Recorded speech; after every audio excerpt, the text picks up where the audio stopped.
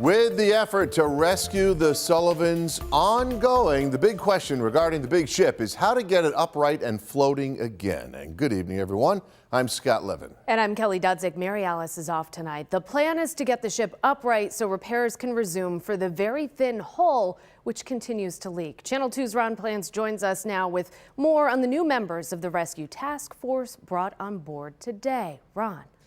Kelly and Scott, it's very specialized work, so they really need experts, and they got them.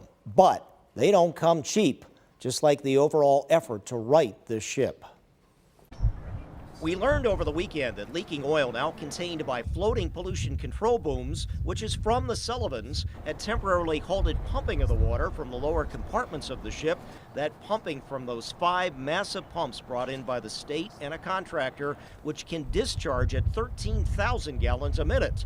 But until that full-bore pumping process starts again, these consultants, costing up to $2,000 a day, according to a source, have been brought in from the internationally known T&T salvage firm, which has a lot of expertise with maritime disasters, and they'll guide that process. They're making sure that when we do start to remove the water writ large from the vessel, that it's done in a systematic approach to be able to pull it off the bottom where it won't have any issues with the hull or any fatigue that might be associated with having water both internal and external.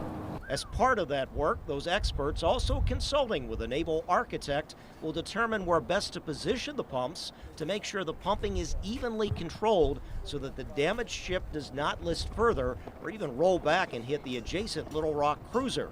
And then they have to get the ship off the so-called shelf the stern is stuck in. That's river sediments and silt under 16 to 18 feet of water where the ship is moored.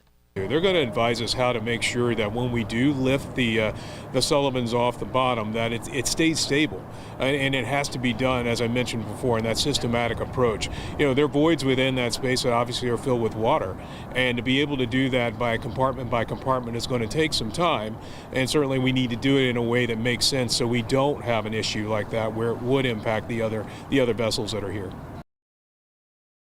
Part of the effort, again, is going to involve divers to check the hull, the structural integrity of the ship, if you will. But to protect them in the water, they have to really watch the changing weather conditions, like we're seeing today, and to know how the ship could possibly move during the pumping. This will take a while. Coming up at 6, we're going to show you some examples of historic Navy ships in trouble and big steps being taken to help a really big ship. Ron Plants, Channel 2 News.